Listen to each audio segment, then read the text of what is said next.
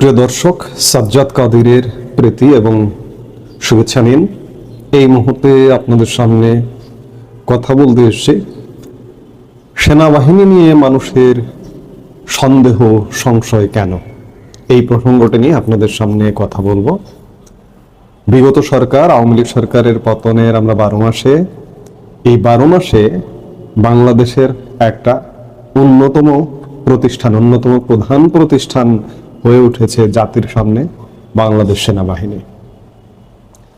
এই 12 মাসে 1200 বার, 12,000 বার, 12 লক্ষ বার বা 12 কোটি বার সেনাবাহিনীর নাম উচ্চারিত হয়েছে।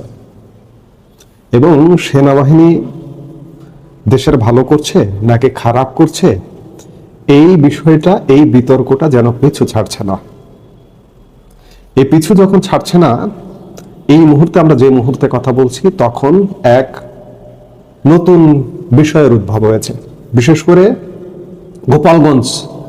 গোপালগঞ্জে টুঙ্গিপাড়া বঙ্গবন্ধুর সমাধিসৌধ ভেঙে ফেলানো, গুড়িয়ে দেওয়া নিয়ে এক নতুন জল্পনা শুরু হয়েছে। এরই মধ্যে গতকাল বিকেলে এনসিপির নেতা, মুখ্য সমন্বয়ক উত্তরাঞ্চল সার্জিস আলম প্রথম সামাজিক যোগাযোগ মাধ্যমে পোস্ট দিয়েছেন যে 16 জুলাই মার্চ টু গোপালগঞ্জ। এরপরে এনসিপির আহ্বায়ক রাতের দিকে নাহিদ ইসলাম পোস্ট দিয়েছেন। এরকম চলছে। আর অন্যদিকে গোয়েন্দা রিপোর্ট ফাঁস হয়েছে, গত বেশ কয়েকদিন যাবৎ সোশ্যাল মিডিয়ায় ঘুরে বেড়াচ্ছে যে সৌদি আরবে পরিকল্পনা হয়েছে গোপালগঞ্জের টুঙ্গিপাড়ায় বঙ্গবন্ধুর সমাধি এনসিপির ব্যানারে গুড়িয়ে দেওয়া হবে। এই যখন আলাপ আলোচনা, জল্পনা কল্পনা, তখন বাংলাদেশ সেনাবাহিনীর অফিসিয়াল ফেসবুক পেজ থেকে গতকালকে জুলাই গত বছর 2024 জুলাই সময়কালের আন্দোলনের ভিডিও চিত্র, স্থির চিত্র নিয়ে একটা 1 মিনিট 51 সেকেন্ডের ভিডিও প্রকাশ করা হয়েছে সেনাবাহিনীর ভেরিফাইড ফেসবুক পেজ থেকে। মুক্তিযোদ্ধাদের নাতিপুতিরাও পাবে না, তাহলে কি রাজাকারের নাতিপুতিরা পাবে?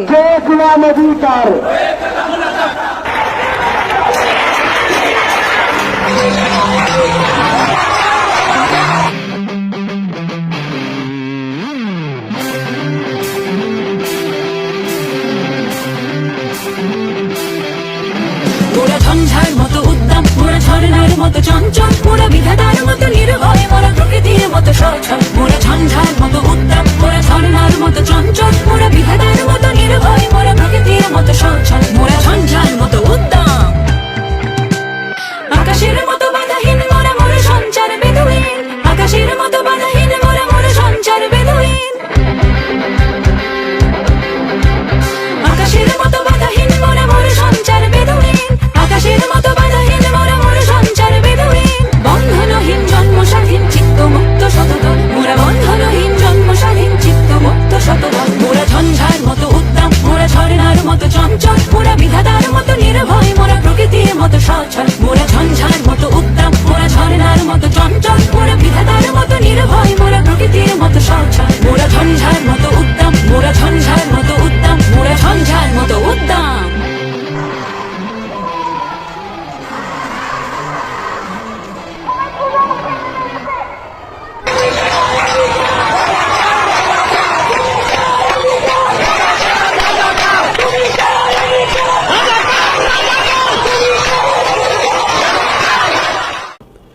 গতকাল থেকে আজকে পর্যন্ত আমি যে মুহূর্তে ভিডিওটা করছি, সেই মুহূর্তে এটার ভিউ 1,24,000, কমেন্ট 20,100, শেয়ার 22,000।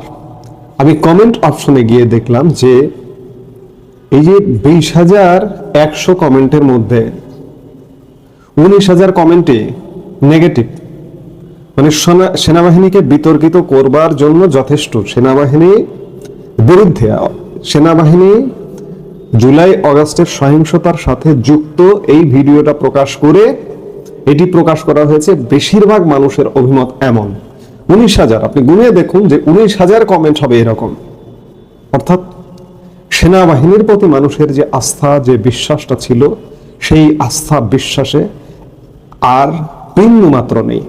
গত 1 বছরে বাংলাদেশের যে অবস্থা, সেই অবস্থায় সেনাবাহিনীকে দায়ী করা হচ্ছে এবং সেনাবাহিনী এই অবস্থা উত্তরণ ঘটাতে পারছে না, এর দায় সেনাবাহিনীর উপর চাপছে। এবং গতকালকে এই ভিডিওটা প্রকাশ করবার মাধ্যমে মানুষ আরো সংক্ষুব্ধ হয়েছে। আজকে আওয়ামী লীগ সরকারের পতনের 1 বছর হয়েছে। আমরা কোনো দলের মানুষ নয়, নির্দলীয় জায়গা থেকে যদি বলি বা আমাদের মতো ভয়েস যদি বলে যে আওয়ামী লীগের পতন হলো, আমরা স্বীকার করি, মানি যে আওয়ামী লীগের সময় অনেক উন্নয়ন অবকাঠামো হয়েছে, কিন্তু দুঃশাসন ছিল, অনিয়ম ছিল, দুর্নীতি ছিল, সেটি পতন হলো। অনিয়ম, দুঃশাসন, দুর্নীতির কারণে পতন হলো, মেনে নিলাম যে পতন হলো। এবং সেনাবাহিনী দেশের ক্রান্তিকালে দেশকে বাঁচানোর জন্য আওয়ামী লীগের পতন ঘটিয়েছে। ওকে, সেই পর্যন্ত সমর্থন করলাম। পতন ঘটালেন ভালো কথা, দুঃশাসন থেকে মুক্তির ব্যবস্থা করে দিলেন ভালো কথা, কিন্তু সেটি পতন ঘটিয়ে আপনি তো ভালো ব্যবস্থা আনবেন, সেটি সেনাবাহিনী হোক, আন্দোলনকারীরা হোক, যারাই হোক না কেন, সেটির থেকে শতগুণ ভালো একটা ব্যবস্থা আসবে। আজকে 1 বছর হয়ে গেল, আওয়ামী লীগের সময়কালের যে ভালো ব্যবস্থা, যে খারাপ ব্যবস্থা, তার থেকে 1000 গুণ, 1 লক্ষ গুণ খারাপ পর্যায়ে চলে গেছে দেশের অবস্থা। এর দায় কে নেবে? জুলাই সহিংসতাকারীরা, জুলাই আন্দোলনকারীরা, এবং সেনাবাহিনী যদি এটির সঙ্গে যুক্ত থাকে তাহলে সেনাবাহিনীরও দায় নিতে হবে। আজকে সেই দায়টাই দিচ্ছে জনগণ। সেনাবাহিনী আমাদের গর্বের প্রতিষ্ঠান। কিছু সামরিক কর্মকর্তা, সামরিক জওয়ান বিপদগামী থাকতে পারে। 5 আগস্ট সময়কালে ক্যান্টনমেন্টে বঙ্গবন্ধুর ভাস্কর্য ভাঙচুর করেছে সেনা সদস্যরা, বিপদগামী থাকতে পারে, সেখানে জঙ্গি থাকতে পারে, সেখানে জামাতি থাকতে পারে, বিভিন্ন কিছু থাকতে পারে, অফিসারদের মধ্যে, সোলজারদের মধ্যে থাকতে পারে, কিন্তু পুরো বাহিনীটার সঙ্গে তো আমাদের গৌরব জড়িয়ে আছে। আমাদের মুক্তিযুদ্ধের ময়দান থেকে সেনাবাহিনীর জন্ম। আমাদের দেশের ক্রান্তিকালে, জাতির ক্রান্তিকালে বিভিন্ন গুরুত্বপূর্ণ ভূমিকা পালন করেছে। আমি বললাম একটা কথা যে বিপদগামী সেনা সদস্য, সেনা কর্মকর্তা এবং সেনা সদস্য, বিপদগামীরা আমাদের বাংলাদেশের রাষ্ট্রপতি বঙ্গবন্ধু শেখ মুজিবুর রহমানকে হত্যা করেছে। বিপদগামী সেনা সদস্যরা আমাদের রাষ্ট্রপতি শহীদ প্রেসিডেন্ট জিয়াউর রহমানকে হত্যা করেছে। তারা বিপদগামী সেনা সদস্য, সেনা কর্মকর্তা।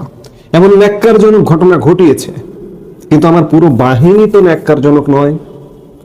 আজকে জুলাই আগস্টটা কতটা যুক্তিযুক্ত ছিল, মানুষের জীবনে কতটা শান্তি এনে দিয়েছে, স্বাচ্ছন্দ্য এনে দিয়েছে, সেনাবাহিনীর তরফ থেকে একটা জরিপ করা হোক। 70 to 80% মানুষ বলতে বাধ্য হবে নিতান্ত দলকানা ছাড়া যে জুলাই আগস্টের গত বছরের যে সহিংসতা হয়েছিল তার আগে আমরা ভালো ছিলাম। আওয়ামী লীগ সরকারের নানান দুঃশাসন, অনিয়ম, দুর্নীতির মধ্যে আমরা ভালো ছিলাম, এটি বলবে 70 to 80% মানুষ। আজকে সেনাবাহিনীর অফিসিয়াল ফেসবুক পেজ, এটা অফিসিয়াল দায়িত্ব আছে। সেনাবাহিনী জুলাই আগস্ট সহিংসতা নিয়ে প্রশ্নবিদ্ধ একটা বিষয়ের সঙ্গে কেন জড়িয়ে যাবে? সেনাবাহিনী তো আমার গর্বের জায়গা, জড়ানো তো উচিত হবে না। আজকে এমন সময় এই ভিডিওটা আপলোড করা হলো যে সময় গোপালগঞ্জে একটা সহিংস ঘটনা ঘটতে পারে এমন আশঙ্কা করা হচ্ছে, দেশে বিদেশে মানুষ আশঙ্কা করছে। এই সময় সেনাবাহিনী সন্ধেবেলা সেনাবাহিনীর অফিসিয়াল ফেসবুক থেকে এমন একটি ভিডিও আপলোড করা কি খুব জরুরি ছিল? জুলাই উদযাপন করবেন, হ্যাঁ উদযাপন করুন, কিন্তু জুলাই আগস্টের যে গত বছরের সহিংসতা, বেশিরভাগ মানুষ বলছে যে এটি আসলে বাংলাদেশের মুক্তির জন্য, বাংলাদেশের সাধারণ মানুষের মুক্তির জন্য, বাংলাদেশের উন্নতির জন্য, উন্নয়নের জন্য এটির কোনো ভূমিকা নেই। বাংলাদেশ আগেই ভালো ছিল, এটা বলছে বেশিরভাগ মানুষ। জরিপ করুন, একটা নিউট্রাল নিরপেক্ষ জরিপ করে দেখুন কি অবস্থা। সেই জায়গায় সেনাবাহিনীকে জনমতের বিরুদ্ধে যাবে? এটি তো সেনাবাহিনীর জন্য আসলে গর্বের জায়গাটা ঠুনকো হয়ে যাচ্ছে, হালকা হয়ে যাচ্ছে। মানুষ তো ক্ষুব্ধ হয়।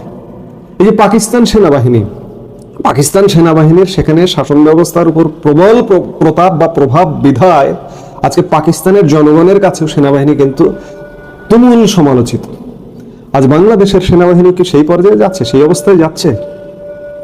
বাংলাদেশের মানুষ কিন্তু, এগুলো বললে খারাপ শোনা যায়, 1971 সালের কথা মনে পড়ে যায় যে তৎকালীন পূর্ব পাকিস্তানের মানুষ বাংলাদেশের অধিকার আদায়ের দাবিতে পাকিস্তানের প্রতাপশালী সেনাবাহিনীর সাথে যুদ্ধ করে স্বাধীনতা অর্জন করেছিল। কিন্তু আজকে বাংলাদেশ সেনাবাহিনীও জনগণের মুখোমুখি হোক, বা এটি সুখকর নয়, কারোর জন্য সুখকর নয়, আমরা আমাদের জনগণের জন্য সুখকর নয়।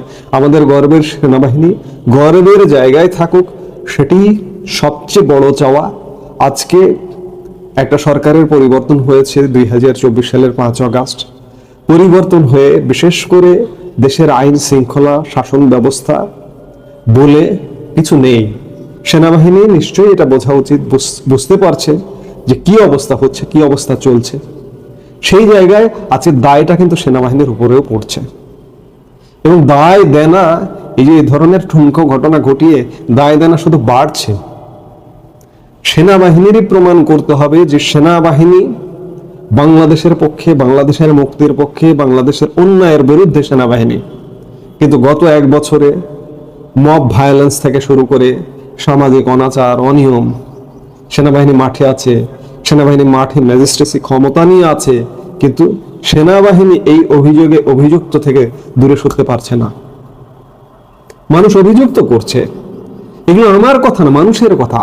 এই যে ভিডিওটা যে গতকালকে আপলোড করা হয়েছে, কমেন্ট অপশনে গিয়ে দেখুন, বেশিরভাগ মানুষ সেনাবাহিনীর প্রশ্ন নিয়ে প্রশ্নবিদ্ধ করছে সেনাবাহিনীকে। যাই হোক, সেনাবাহিনীর প্রমাণ করতে হবে যে সেনাবাহিনী বাংলাদেশের ভালোর পক্ষে, বাংলাদেশের জনগণের ভালোর পক্ষে। সেনাবাহিনী সামনের দিনে নিশ্চয়ই প্রমাণ করবে, আমরা আশা করব, সেটি প্রত্যাশা করব, প্রতিনিয়ত আশা জাগিয়ে রাখবো, নিরাশ হব না। এখন দেখতে চাই যে সেনাবাহিনী শেষ পর্যন্ত কি করে, বাংলাদেশের এই অচল অবস্থা চলছে, এই অচল অবস্থা থেকে বের করে কিনা। এই মুহূর্তে এ পর্যন্তই। সবাই ভালো থাকুন, সুস্থ থাকুন।